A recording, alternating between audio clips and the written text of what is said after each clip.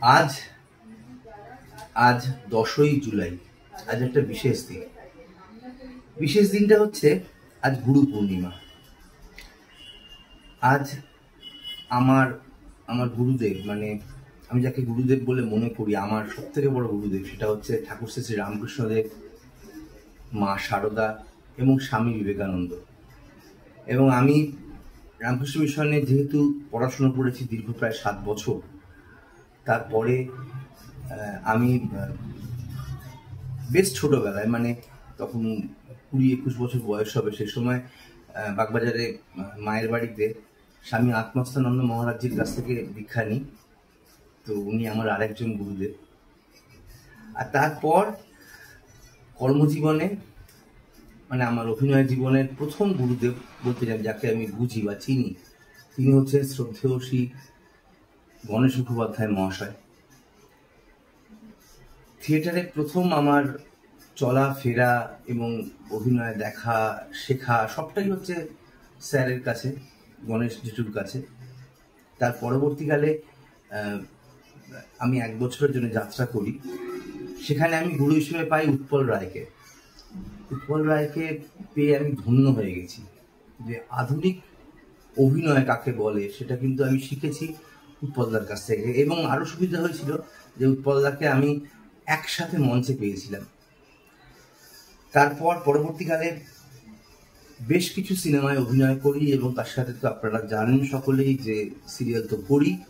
তাই সমস্ত cinema, serial, সমস্ত ডিরেক্টরকে আমার প্রণাম আজকে গুরু পূর্ণিমার।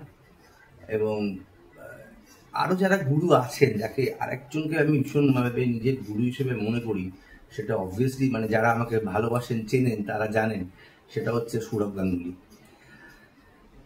কারণ এই লোকটার থেকে আমি অনেক কিছু শিখেছি। মানে পরিচয় হয়তো একবার হয়েছে, কিন্তু যারা অভিনয় জগতের সঙ্গে যুক্ত তারা সকলেই জানেন যে অভিনেতা বা অভিনেত্রীদের তো সকল দিন সমান যায় না। তো কখনো হেরেছি, কখনো জিতেছি। তারপরে আপনারা আছেন, আপনারা ভালোবেসেছেন, আশীর্বাদ করেছেন। হেরে গিয়েও আবার ফিরে এসেছি। তো রোজকারের জীবনের যে স্ট্রাগলটা ছিল, সেটার জন্যে মাঝে মাঝে একা হয়ে ওই লোকটার কথা ভাবি, যে লোকটা কোথা থেকে কোথায় গিয়েছিল, আবার তাকে কোন জায়গায় নামানো হয়েছিল, এবং তারপরে আবার সেই লোকটা কোন জায়গাটা অ্যাচিভ করেছে। এছাড়া আরও বেশ কিছু গুরুদেব আছে যাদেরকে মনে করি। যেমন আমি তো সেইভাবে থিয়েটার করিনি, মানে যেরকম তথাকথিত থিয়েটার যারা করে তাদের মতো তো করিনি। তো যাদের থেকে পেয়েছি, যা দেখেছি, তাদের থেকে অল্প অল্প অল্প অল্প কিছু না কিছু শিখেছি। উত্তম কুমার রয়েছেন, সৌমিত্রবাবু রয়েছেন, অমিতাভ বচ্চন রয়েছেন, আমির খান রয়েছে, এরা আমার খুব প্রিয়। এবং এখনকার দিনে প্রচুর বিজয় থালাপতি থেকে দেখা যায় যে, তারপর বিজয়, যে ভিলেন করে বিজয়। তো এরকম প্রচুর প্রচুর সমস্ত জায়গায় কিছু না কিছু গুরু পেয়েছি। এবং তার সাথে রাস্তায় চলতে গিয়ে, ফিরতে গিয়ে, যার থেকে সিগারেট কিনি, যার থেকে চা খাই, এবং পারিপার্শ্বিক লোক যাদেরকে দেখি, কিছু না কিছু শিখি, কিছু না কিছু তাদের থেকে নেওয়ার চেষ্টা করি। ব্যাস এইটুকুই।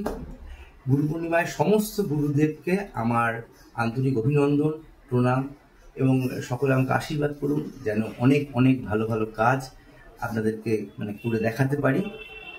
ভালো থাকবে। নমস্কার।